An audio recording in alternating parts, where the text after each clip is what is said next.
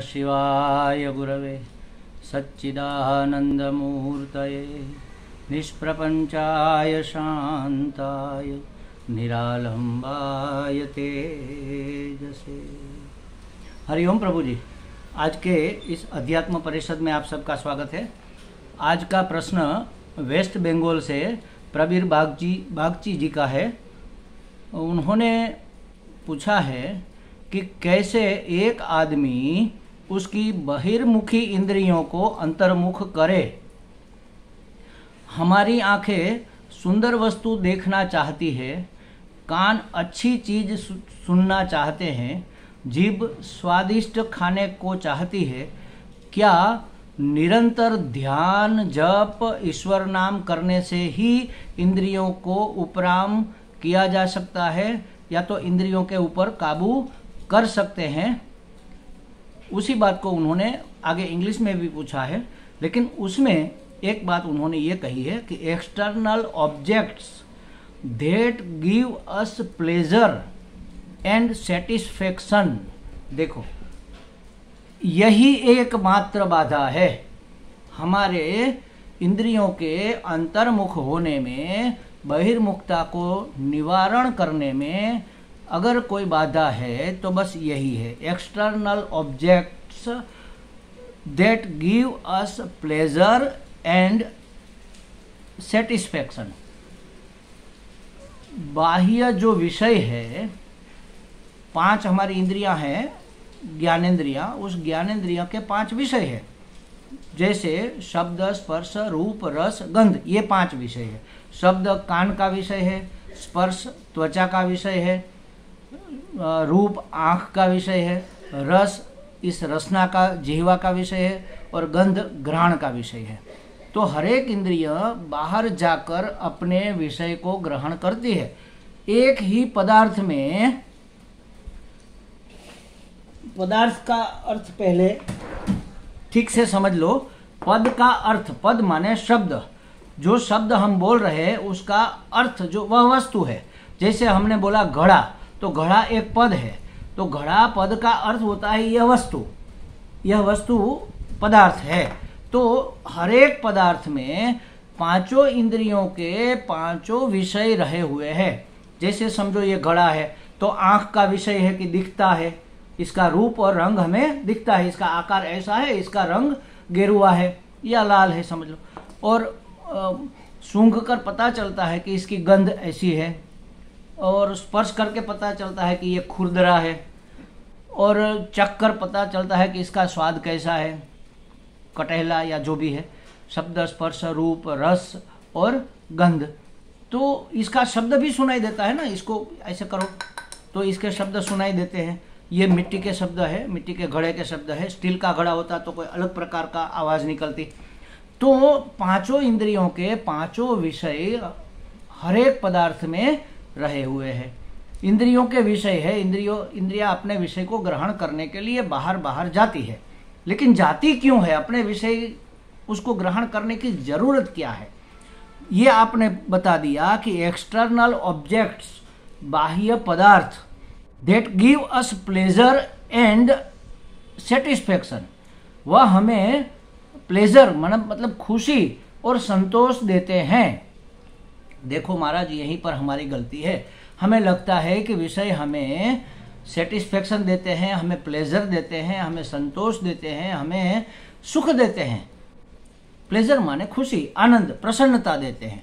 वास्तव में ऐसा है नहीं, लेकिन लगता तो है हमें। क्यों लगता है?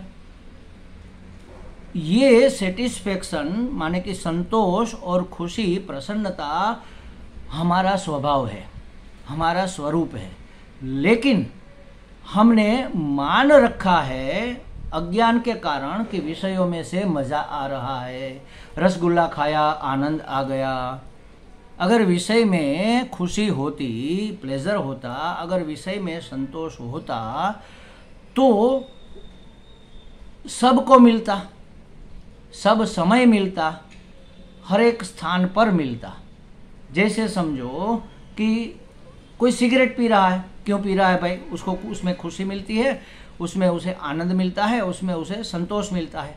अगर सिगरेट के पीने में, सिगरेट के धुएं में, तंबाकू के धुएं में आनंद होता तो सबको आता।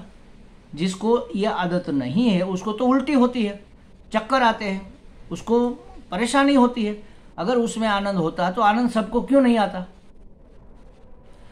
और समझो कि चाय पीने में हमें आनंद है, ज़्यादातर लोगों को ये चाय मज़ा देती है। अदरक हल्दी वाली या तो अदरक पुदीना वाली चाय बनाकर जब हम पीते हैं अपने झूले पर बैठकर और धीरे धीरे चुस्की लेकर, बाहर धीरे धीरे बारिश हो रही है, तो क्या मज़ा आता है। अच्छा मज़ा आता है। तो जो चाय की आदत नहीं डाली है, जिन्होंने, जिसको चाय अच्छी नहीं लगती है, उसको क्यों मज़ा नहीं आता। आपको आता है, उसको क्यों नहीं आता। अगर चाय में मज़ा होता तो सबको आता। जैसे समझो चीनी मीठी है तो सबको मीठी लगती है, सब जगह जाकर खाओ मीठी लगती है, सब समय मीठी लगती है। दिन को खाओ, रात को खाओ, नींद से उठकर खाओ या चलते फिरते खाओ, चीनी तो मीठी ही लगती क्योंकि उसका स्वरूप है, उसका स्वभाव है। अगर चाय का स्वभाव आनंद देना होता तो सब समय, रात को 2-3 बजे उठाकर कोई हमें कहे लो मारा चाय पियो, तो आनंद आएगा क्या। नहीं आएगा। अच्छा, एक कप चाय पी मज़ा आ गया, दूसरा कप पी और मज़ा आ गया, तीसरा कप अब नहीं, चौथा पांचवा नहीं, मेरी कसम आप नहीं पियोगे तो पांचवा कप पीते ही लगता है कि अब सब बाहर आ जाएगा, उल्टी हो जाएगी, अब दुख देने लगा। जो सुख देने वाला है दुख कैसे देने लगा। हमें सुख देता है, दूसरों को क्यों नहीं देता। सुबह सुबह उठकर चाय पीने में आनंद आता है तो रात को 2-2:30 बजे उठकर पीने में क्यों नहीं आता। और मेरे घर पे चाय का आनंद आता है तो पानी में डूबते हुए चाय पीने से क्यों नहीं आता। मतलब हर समय, हर स्थल में, हर प्रकार से, हर एक क्वांटिटी में हमें आनंद आना ही चाहिए। अगर उसमें आनंद होता तो विषयों में खुशी है, विषयों में सेटिस्फेक्शन देने की सामर्थ्य है, उसमें प्लेजर, हमें आनंद देने की सामर्थ्य है। ये हमारी मान्यता है। ऐसा क्यों मान रखा है भाई।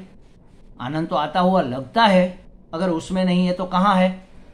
तो महाराज हमें इच्छा हुई कि चाय पी जाएगी, आदत है, चाय से हमें आनंद मिलता है, तो हमें इच्छा हुई कि चाय पीनी चाहिए। और हम ट्रैवलिंग कर रहे हैं, कहीं अच्छी चाय मिल नहीं रही है, कोई ढाबा आ नहीं रहा है, कोई होटल है तो वो गंदी गंदली है, वहाँ पीने का मन नहीं हो रहा है। अब 5, 10, 15, 25, 50 किलोमीटर तक गाड़ी लेकर चले गए हाईवे पर, लेकिन कहीं चाय नहीं मिली तो अंदर से उत्पात होने लगा। अरे जल्दी हमें चाय पीनी है, जल्दी हमें चाय पीनी है। अदरक वाली नहीं है तो सादी, लेकिन चाय तो पिलाओ। अब कहीं जाकर चाय मिली हमारी पसंद की, तो क्या हुआ, हमारे अंदर जो विक्षेप पैदा हुआ था, उत्पात पैदा हुआ था, वह शांत हो गया। हमारी इच्छा संतुष्ट हुई, इससे हमारे अंतःकरण में शांति छा गई। शांति तो थी वहां पर, लेकिन हमने वहां उत्पात डाल रखा था। तो तब हमें अपना स्वरूप दिखा। अपना स्वरूप है खुशी, अपना स्वरूप है आनंद, सत्य चित्त आनंद स्वरूप हम है। अगर हम आनंद स्वरूप है, संतोष स्वरूप है, तो अपना स्वरूप हमें अनुभव हुआ। कब हुआ, जब विषयों की वासना हट गई, मिट गई, संतुष्ट या समझ लो हो गई, तब हमें अपने स्वरूप का अनुभव हुआ। तो विषयों की जो आदत हमें लगी हुई है, वासना लगी हुई है, माने कि गलत मान्यता हमने पाल रखी है कि विषयों में से आनंद है, इसलिए हमारी इंद्रियां बाहर बाहर दौड़कर उस आनंद को, उस प्लेजर को, उस सेटिस्फेक्शन को प्राप्त करने का प्रयत्न करती ही रहती है, एक क्षण भी नहीं रुकती। इसलिए ये बहिर्मुख हुई जा रही है। अब विषयों में आनंद क्यों लग रहा है। मेरे पास एक, अभी तो यहाँ पर नहीं है, मक्का है अंदर पड़ा हुआ प्लास्टिक का, या तो केला, प्लास्टिक के केले आते हैं, प्लास्टिक की द्राक्ष आती है, ओरिजिनल जैसी लगती है। तो मुझे भूख लगी है, हमने देखा कि केला पड़ा है, चलो खा लिया जाए, हमने उठाया, पता चला कि ये तो प्लास्टिक का है, तो फिर हम उसमें से आनंद ढूंढेंगे क्या। नहीं ढूंढेंगे। कब ढूंढेंगे, जब हम उसको सत्य मानते हैं। तो हमने इस विषयों को सत्य माना है। सत्य माने नित्य, टिकने वाले। ये नित्य नहीं है, सत्य नहीं है, और सत्य नहीं है, नित्य नहीं है, परमानेंट नहीं है, तो उसमें हमें उसको प्राप्त करने की इच्छा भी नहीं होगी। सत्य है और वह हमें आनंद देय है, आनंद देने वाले है, ऐसी हमारी मान्यता के कारण हमारी इंद्रियां उसमें से खुशी ढूंढने के लिए दौड़ती रहती है। क्योंकि अज्ञान के कारण, अपनी जो अपना जो आनंद स्वरूप है वह ढका हुआ है, वो दिख नहीं रहा है। इसलिए हमें उसी की खोज होती है जो हमारा स्वरूप होता है। देख लो, जल है तो जल का जो स्वभाव है क्या है? ठंडा होना। कितना ठंडा? रूम टेम्परेचर से 2-5 डिग्री ठंडा, या बाहर के वातावरण से 2-5 डिग्री कम होगा तभी तो हमें ठंडा लगेगा। उसके बराबर होगा या उससे ज़्यादा होगा तो ठंडा नहीं लगेगा। तो जल का स्वभाव है ठंडा। अब उसको गैस पर हमने गर्म कर लिया, तो देखो आप जब गर्म होता है वो गर्म करके गैस हमने बंद कर दिया तो पानी ऐसे ऐसे ऐसे दौड़ता रहता है, घूमता रहता है, इधर से उधर भागता रहता है। कब तक भागेगा? जब तक वह अपने मूल स्वरूप को प्राप्त नहीं हो जाता, मूल स्वभाव को प्राप्त नहीं हो जाता, मतलब कि ठंडा नहीं हो जाता, तब तक घूमता रहता है। बस उसी तरह जब तक हम अपने स्वरूप को पहचान नहीं जाते कि हम सच्चिदानंद स्वरूप है, तब तक हमारी इंद्रियां विषयों में सुख बुद्धि मानकर, सत्यत्व बुद्धि मानकर उसके पीछे दौड़ती भागती रहेगी। तो इंद्रिया बहिर्मुख इसलिए है। अब कैसे अंतर्मुख किया जाए? तो जो कारण है बहिर्मुखता का उसका निवारण करो। जान लो कि एकमात्र ब्रह्म सत्य है और जगत मिथ्या है। ब्रह्म सत्य, जगत मिथ्या। ये जगत मिथ्या, जगत माने ये जो विषय रूप पदार्थ रूप जो जगत है, पंच भौतिक जगत है, प्रपंच, पंच महाभूतों का जो प्रपंच हमारे सामने है विषय के रूप में, वह मिथ्या है। और मिथ्या है तो उसमें सुख नहीं हो सकता। तो उसमें से सत्यत्व बुद्धि और मिथ्यात्व बुद्धि, मिथ्यात्व निश्चय करने से सत्यत्व बुद्धि का निवारण होता है, सुख बुद्धि का निवारण होता है। तब हमारी इंद्रियां उसके पीछे नहीं भागेगी। अब केला पड़ा है वो प्लास्टिक वाला घर में टेबल पर, भूख बहुत लगी है, बाहर से आए है, कुछ खाने को है नहीं, केला देखा लेकिन फिर उसको खाने की इच्छा नहीं होगी। उसके पीछे हमारी आंख, हमारी जिह्वा लालयित नहीं होगी, क्योंकि हमें पता है कि वो सत्य नहीं है, वो हमारी भूख संतुष्ट नहीं कर सकता, उसमें से हमें रस नहीं आ सकता, उसको हम खा नहीं सकते। जब मिथ्यात्व निश्चय हो गया तब सुख का, उसमें से सुख प्राप्त करने का कोई रास्ता नहीं रहा। तब हमारी इंद्रियां उसके पीछे नहीं दौड़ेगी। तब कहाँ जाएगी? जब बाहर नहीं जाती है तो कहाँ जाती है? अंदर जाती है। अंदर रहती है, अंदर ही है, बाहर थोड़ी है, अंदर ही। हमारी इंद्रियां तो अंतर्भूत है, हमारे इस देहादि संघात के अंदर रही हुई है, तो वो अंदर ही रहेगी। हो गई अंतर्मुख। इंद्रियों को अंतर्मुख करने का जो आपने उपाय पूछा था, तो यही है उपाय कि जगन मिथ्या का निश्चय होना चाहिए, सुख बुद्धि उसमें नहीं है, यह निश्चय होना चाहिए। तब इंद्रियों को वापस मोड़ना नहीं पड़ेगा।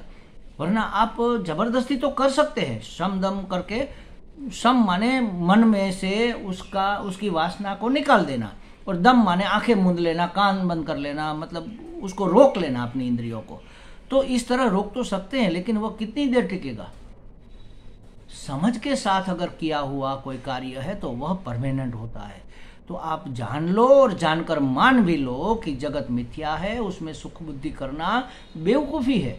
तब हमारी इंद्रियां उसके पीछे नहीं भागेगी, अंतर्मुख हो जाएगी। और आपने कहा कि क्या निरंतर ध्यान जप ईश्वर नाम करने से इंद्रियों पर काबू किया जा सकता है? नहीं किया जा। हमारा ध्यान करोगे, किसका ध्यान करोगे? अच्छा, भगवान का ध्यान किया। भगवान के बारे में जानते हो क्या? जिसका हम ध्यान करते हैं उसके बारे में अगर हमारे मन में कोई भ्रम है तो हमारा ध्यान भी भ्रमात्मक होगा। तो ज्ञान के बिना ये कोई चीज काम नहीं करेगी। करेगी थोड़ा बहुत, नहीं करेगी बिल्कुल ऐसा नहीं है, क्योंकि वह परम पवित्र है, परमात्मा की विभूति है, तो उसका असर थोड़ा बहुत तो होगा, लेकिन इतना ज़्यादा नहीं होगा। जैसे सूर्य की धूप में हमें गर्मी तो लगती है, हमारी ठंड तो उठती है, लेकिन सूर्य की धूप से किसी वस्तु को जलाया नहीं जा सकता। जलाना है तो उसको एकाग्र करना पड़ेगा, मैग्नीफाइड ग्लास लेकर, तब उसमें से धुआं निकलेगा, रुई में से, कागज में से। तो कहने का मतलब ये है कि ये ध्यान, ये जप और ये ईश्वर का नाम स्मरण, ये सब काम तो करता है, लेकिन इतना इफेक्टिव नहीं रहता, इतना तुरंत काम नहीं करता जितना उसके बारे में ज्ञान होने के बाद हम करते। ध्यान करते हैं किसका? भगवान का। कौन है भगवान?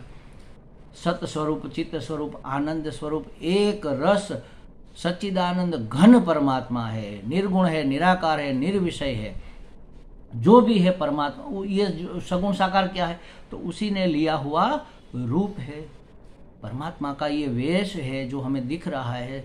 राम कृष्ण जो भी है वो परमात्मा ने वेश लिया हुआ है। निर्गुण निराकार परमात्मा ने, ब्रह्म ने सगुण साकार का वेश लिया हुआ है।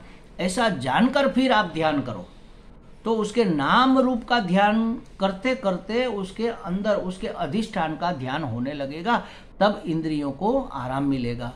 तो इस तरह से अगर आप ध्यान करो, जप करो या ईश्वर नाम का स्मरण करो तो वह फायदेमंद होता है, मतलब बहुत ज़्यादा फायदेमंद होता है। बिना जाने करोगे तो जैसा जानते हो थोड़ा बहुत भ्रम रहता है तो भ्रमात्मक ही परिणाम मिलेगा। असर तो होगा, आपकी ठंड उठ जाएगी, लेकिन आप किसी चीज़ को जला नहीं पाओगे। आपको अगर लकड़ियों को जलाकर अग्नि सेकनी है, तापनी है, तो सूर्य की गर्मी, सूर्य की धूप से आप लकड़ियों को जला नहीं सकते। आपकी ठंड थोड़ी बहुत तो कम हो जाएगी। अगर ठंड है और आपको धूप सेकनी है, अग्नि तापनी है, तो अग्नि नहीं ताप सकते, आप धूप सेकते हैं सूर्य के किरणों से। अगर उसको एकाग्र करोगे तब हो सकता है।